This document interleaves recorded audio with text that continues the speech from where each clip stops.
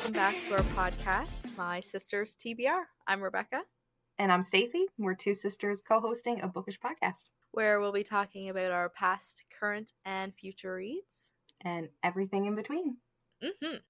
So for anybody who does not know, we are currently attempting our podcast while being 9,000 kilometers away from each other. Yeah. It's different. We're having to do everything remote. But we'll make it work for the next 12 episodes. Yeah, so just bear with us in the time being. Our quality might not be as great. It's gonna be lacking a bit, but yeah, but it's gonna be fine. We're going to try our best to still give you the quality content that you've been receiving this whole time.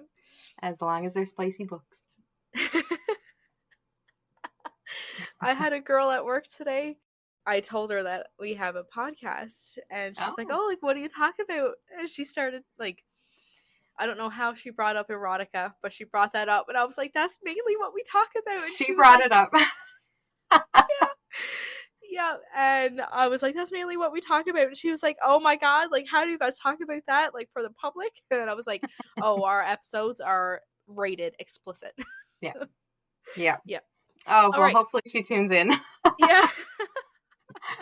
I told her that I'd give her a shout out, so hey, darling. So here's the shout out. Okay, so first up, you want to talk about May's highly anticipated releases? Sure, that sounds good. So again, for anybody who's new here, this is just our highly anticipated releases that we are highly excited about. Yeah, ones that will be added to our ever-growing TBR. My Sisters TBR. Okay. First up is Yellowface by K.F. Kuang, author of The Poppy War and Babel. You've read Babel, right? I haven't read it yet, but I have two very pretty editions. So yeah, you need to get on that. Yeah.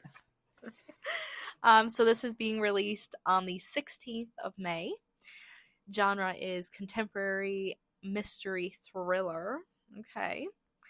Page count is 350. So then the plot is authors June Hayward and Athena Leo were supposed to be twin rising stars, same year at Yale, same debut year in publishing, but Athena's a cross-genre literary darling and June didn't even get a paperback release. Nobody wants stories about basic white girls, June thinks. Okay, I like this already. This is cute. Yeah. Oh, just wait. Oh, God. Okay. So when June witnesses Athena's death in a freak accident, she acts on impulse. She steals Athena's just-finished masterpiece, an experimental novel about the unsung contributions of Chinese laborers to the British and French war efforts during World War I. So what if June edits Athena's novel and sends it to her agent as her own work? So what if she lets her new publisher rebrand her as Juniper Song, complete with an ambiguously authentic author photo? Doesn't this piece of history deserve to be told, whoever the teller? That's what June claims, and the New York Times bestseller list seems to agree. But June can't get away from Athena's shadow, and emerging evidence threatens to bring June's stolen success down around her. As June races to protect her secret, she discovers exactly how far she will go to keep what she thinks she deserves. Oh, dear. Right. That sounds like it's going to be a roller coaster. That sounds drama-filled. Oh, my God. Yeah. Okay, that's going to be interesting. Yeah, I cannot wait. What do you have next? The True Love Experiment by Christina Lauren. And I've brought her up a few times on this podcast. I think she's a great, like a breath of fresh air. Okay, I like that. This one's coming out May the 16th as well. It's a romance, and it's 416 pages. So this is kind of a bit of a crossover. It has one of the characters from one of her other books, The Soulmate Equation. So it sort of has even like a similar name as well. The True Love Experiment, The Soulmate Equation. I like when authors do that. Yeah, me too. And I mean, it can be read completely standalone from the soulmate equation. Okay. So this one is Felicity, or Fizzy Chen, is lost. Sure, she's gotten an incredible career as a beloved romance novelist with a slew of bestsellers under her belt, but when she's asked to give a commencement address, it hits her. She hasn't been practicing what she's preached. Fizzy hasn't ever really been in love. Lust? Definitely. But that swoon-worthy, can't stop thinking about him, all-encompassing feeling? Nope, nothing. What happens when the optimism she spent her career encouraging in readers starts to feel like a lie? Connor Prince, documentary filmmaker and single father, loves his work in large part because it allows him to live near his daughter. But when his profit-minded boss offers him to create a reality TV show, putting his job on the line, Connor is out of his element. Desperate to find his romantic lead, a chance run-in with an exasperated Fizzy offers Connor the perfect solution. What if he could show the queen of romance herself falling head over heels for all the world to see? Fizzy gives him a hard pass unless he agrees to her list of demands. When he says yes, and production on the true love experiment begins, Connor wonders if that perfect match will ever be in the cue cards for him too. Oh. We all know how much I love the like either single dad or single mom trope. I love it. Yeah. So. And like, I just love a good romance. I can't help it. Up next is Meet Me at the Lake by Carley Fortune, author of Every Summer After. Date released was May 2nd. And genre, again, is romance, of course. Fern has wasted far too much of her adult life thinking about Will Baxter. She spent just 24 hours in her early 20s with the aggravatingly attractive, idealistic artist, a chance encounter that spiraled into a day-long adventure in Toronto.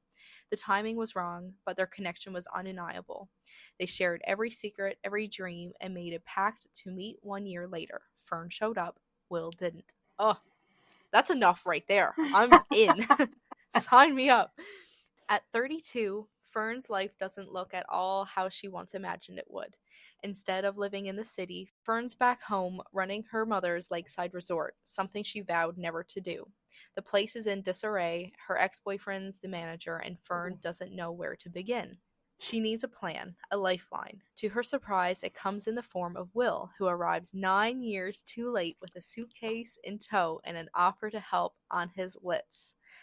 Will may be the only person who understands what Fern's going through, but how could she possibly trust this expensive suit-wearing mirage who seems nothing like the young man she met all those years ago? Will is hiding something, and Fern's not sure she wants to know what it is. But 10 years ago, Will Baxter rescued Fern. Can she do the same for him? Oh my god. Yes. That sounds like another good one.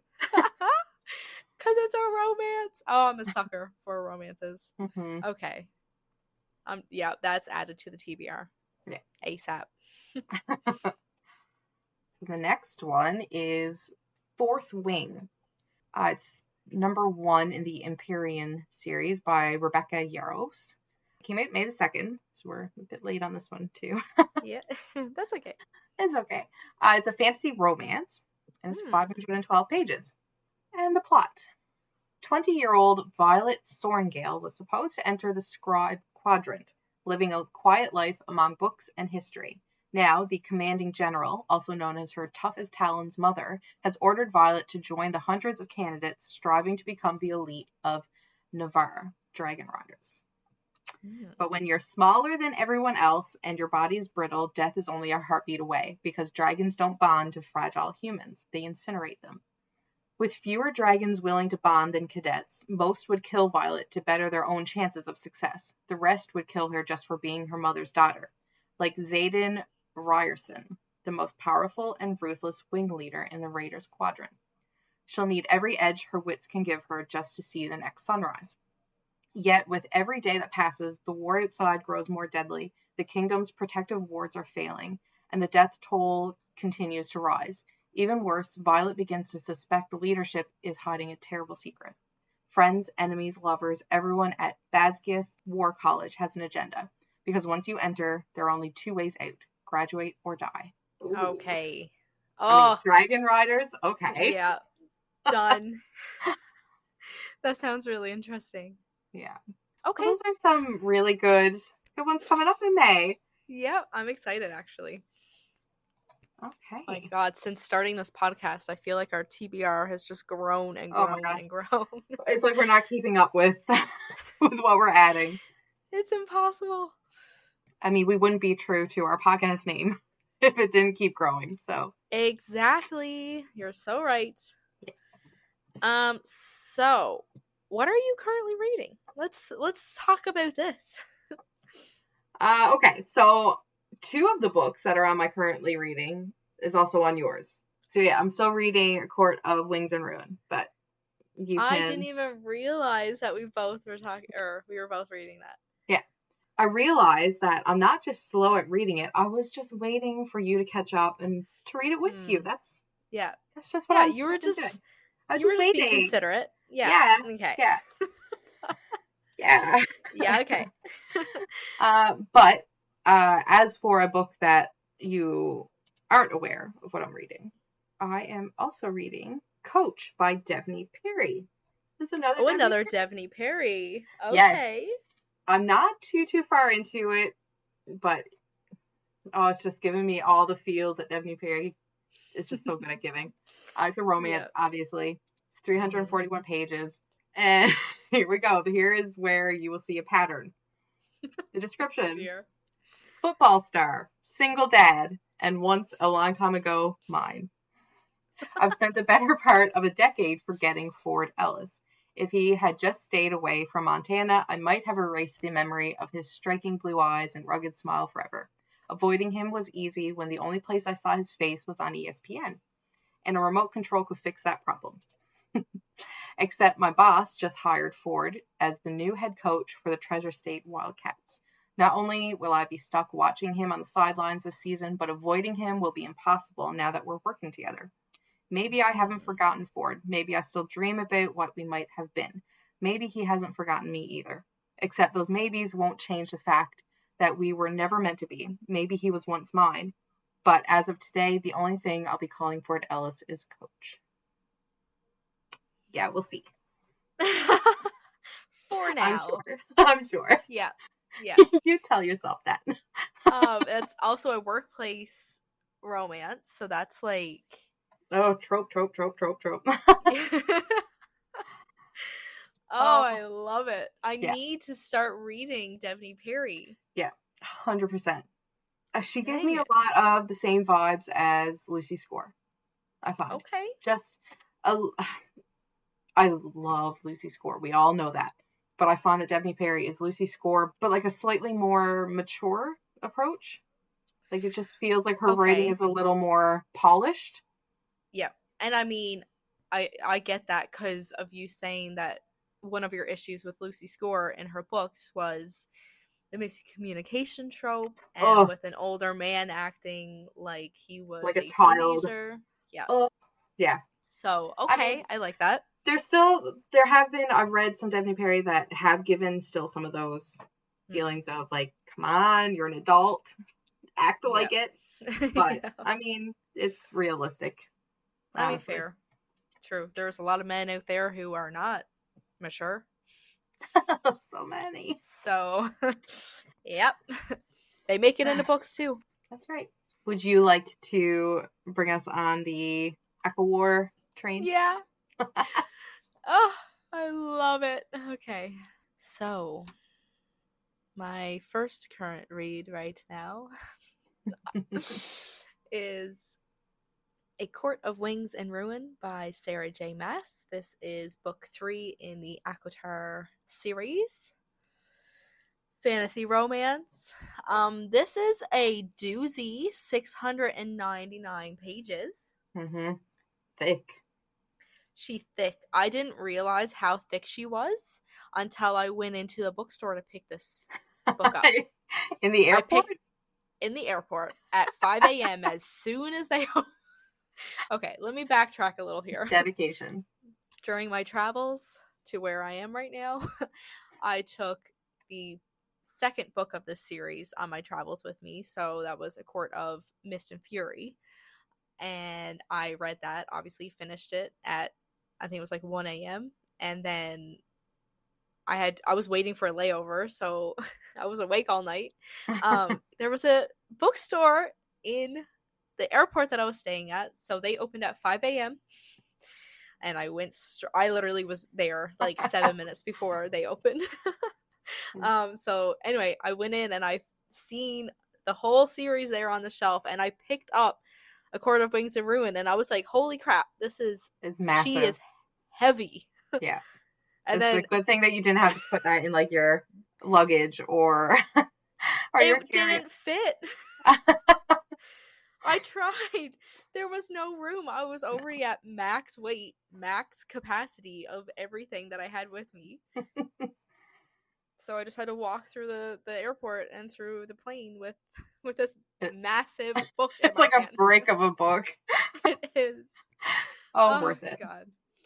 So I'm not going to talk about the plot for this book though, because it obviously is chocked full of spoilers.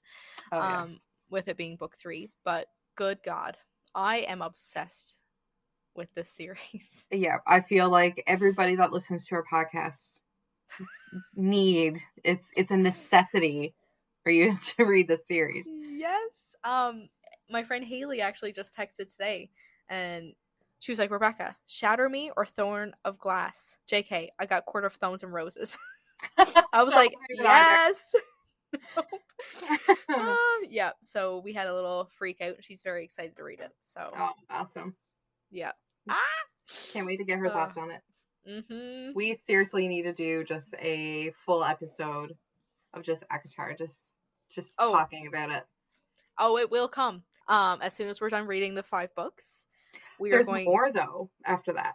But is that included in that series? I'm pretty sure she is still writing for ACOTAR.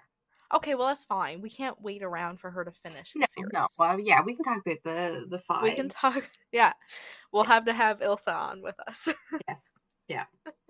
We should do like a big Zoom call. That would be fun. Just a Court of Thorns and Roses series with spoilers. That'd be so nice. Yep. So yeah, that's my first read, or my first current read that's going on right now.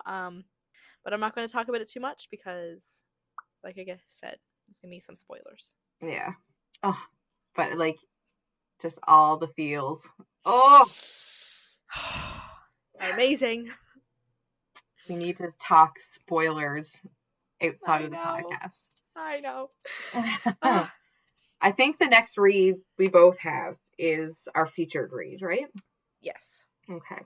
So we announced on our Instagram on the 1st of May that our featured read for this month is Dark Places by Gillian Flynn. That's the same author who wrote Gone Girl. This one's a mystery thriller and it's 349 pages.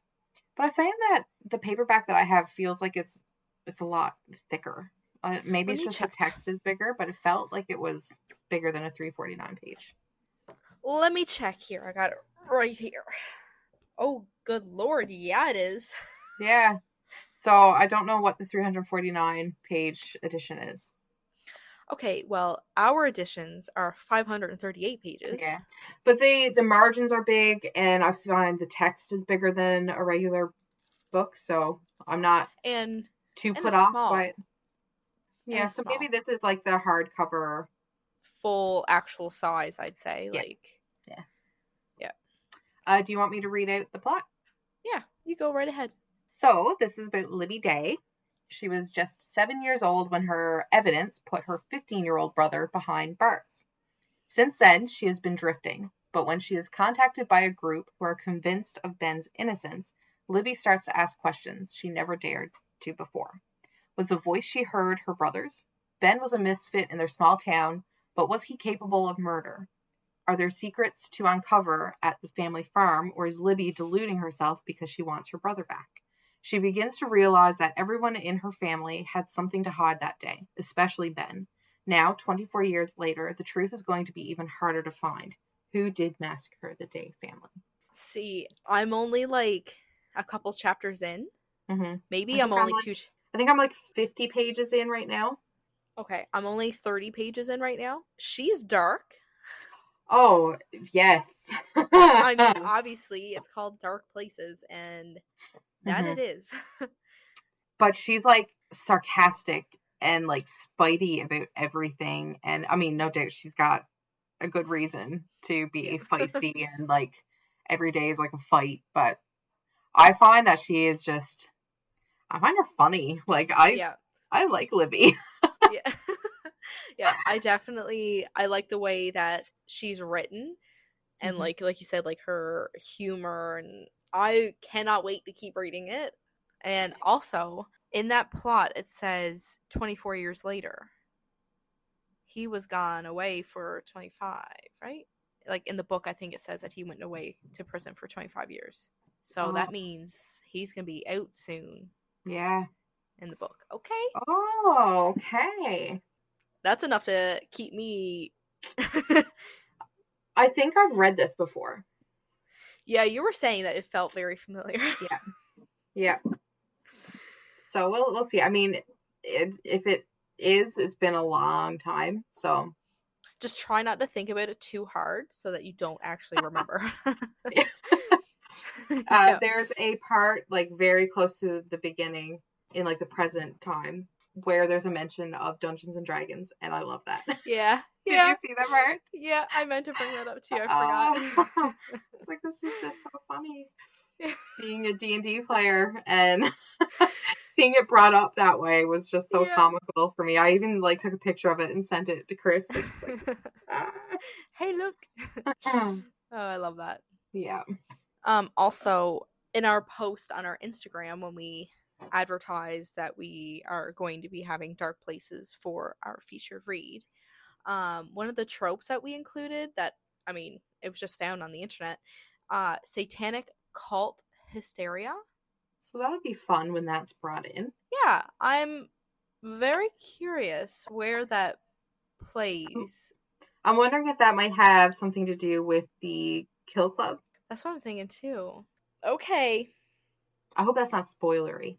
that's Either way, fine. it's gonna be, yeah. Just call us out if we ruin any books for you guys. Just call us out, please, because we are not aware of what we're doing. No. But I'm excited about this. This is another sort of different book that we're featuring because 99% of what we read is just all romance or some variation of romance. So Uh-huh. yeah, I can't Yeah. wait to actually like get into this at the end of the month episode. Oh, I'm excited.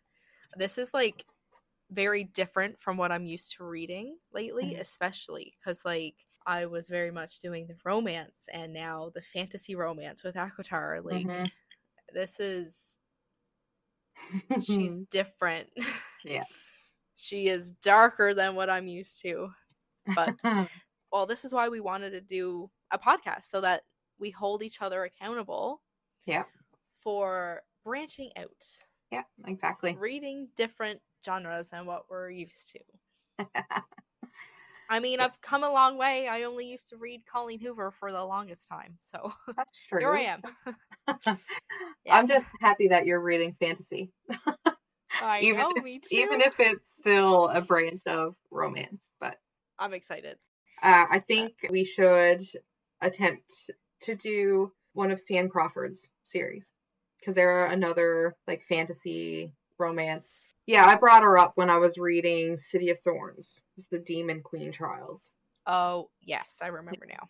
Yeah. But she's got another one that's Frost and Nectar, which is another like paranormal romance. Okay.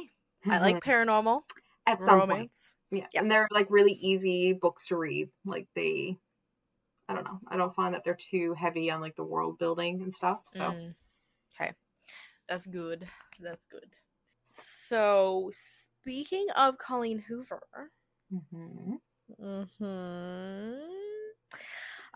Alyssa Alyssa from It Ends With Us is now casted. Finally. They casted Jenny Slate. I think, she is going to be phenomenal for that role. Yeah, I think she's brilliant, and I really do think that is a good pick. Have you watched I Want You Back? It came out last year. She's one of the main females. I think she is the actual main character. I don't And think. Charlie Day. No. I started it again this morning because I was thinking about her being cast as Alyssa. So I watched that again. I mean, I know it's a different character from Alyssa, but watching her in that movie, I was like, oh, this is very, like, it's giving me Alyssa vibes. Oh, I love that. Yeah, so it just felt nice watching that, knowing that she's going to be cast as Alyssa. Like now thinking back to me reading It Ends With Us, like now I can like perfectly fit her into that image of how I pictured Alyssa when Yeah, reading. Like yeah. she just slides in there perfectly.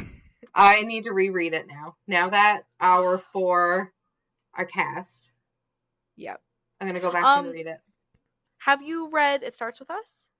Yes. You did? Yes. Okay, good. Oh, yes. Okay. Okay, I I was gonna jumped say. on that like day one. Good.